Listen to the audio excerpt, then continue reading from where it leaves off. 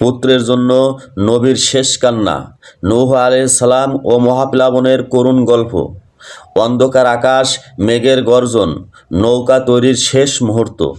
আজ থেকে প্রায় 900 বছর আগে নূহ আলাইহিস সালাম যখন আল্লাহর আদেশে কিস্তি বানাচ্ছিলেন, তখন কাফেররা হাসি ঠাট্টা করছিল। কিন্তু নূহ আলাইহিস সালাম জানতেন অপেক্ষা করছে এক ভয়াবহ মহাপ্লাবন।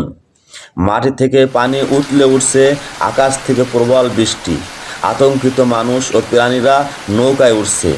নূহ আলাইহিস সালামের চোখে ভীরতা। আল্লাহর হুকুম এলো, আকাশ কাঁদল, মাটি ফেটে অশ্রু জ্বলল।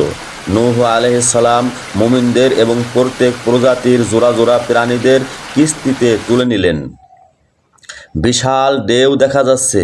নূহ আলাইহিস সালাম নৌকার এক পাশ থেকে দূরে থাকা তার এক ছেলের দিকে দৃষ্টি দেন। ছেলের মুখে অহংকার।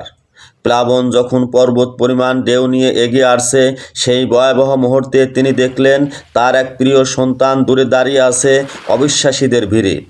পিতা হিসেবে তিনি চিৎকার করে ডাকলেন, হে আমার বৎস, আমাদের সাথে আরোহণ করো, কাফেরদের সাথে থেকো না। সূরা হুদ আয়াত নাম্বার 42। ছেলেটি হেসে উত্তর দিচ্ছে, ঢেউ ক্রমশ কাছে আসছে, বাবা ছেলের মাঝে দূরত্ব বাড়ছে। আমি এখনই কোনো পাহাড়ে আশ্রয় নেব, যা আমাকে এই প্লাবনের পানি থেকে রক্ষা করবে। নূহ আলাইহিস সালাম বললেন, আজ আল্লাহর হুকুম থেকে কারো রক্ষা নাই, একমাত্র তিনি যাকে দয়া করবেন সে ব্যতীত।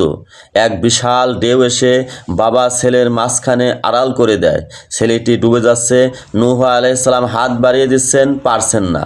এই কথা শেষ না হতেই এক পর্বত সমান তরঙ্গ পিতা পুত্রের মাঝে আড়াল করে দিল এবং সেই সন্তান ডুবে গেল। সূরা হুদ আয়াত নাম্বার 43। নূহ আলাইহিস সালাম এর হৃদয়ের কান্না আর এই বিচ্ছেদের দৃশ্য দেখে কোনো পিতার চোখেই পানি না এসে পারে না। নূহ আলাইহিস সালাম নৌকার ডেকে মাথা নিচু করে কান্না ধরে আছেন। আকাশের মেঘ কিছুটা ফাটছে। শোকাহত নূহ আলাইহিস সালাম যখন আল্লাহর কাছে সন্তানের জন্য দোয়া করলেন, আল্লাহ জবাব দিলেন, হে নূহ, নিশ্চয় সে তোমার পরিবারভুক্ত না, নিশ্চয় সে দুরাচার। তুমি এমন বিষয়ে আবেদন করো না যে বিষয়ে তোমার জ্ঞান নাই। পরিশেষে কিস্তি যদি পাহাড়ে বিঁধল। এই গল্প থেকে আমরা শিখলাম, কোনো কাফের বা শিরককারীর জন্য আল্লাহর কাছে দোয়া করার অনুমতি নাই। আর কোনো মহাপ্লাবন বা যত দুর্যোগ আসুক না কেন, যারা মুমিন মুসলমান তারা আল্লাহর উপর ভরসা করলে কোনো ভয় হবে না, তাদের কোনো ক্ষতি করতে পারবে না, তারা শান্ত থাকবে, শান্তিতে থাকবে। প্লিজ সাবস্ক্রাইব এবং লাইক করুন।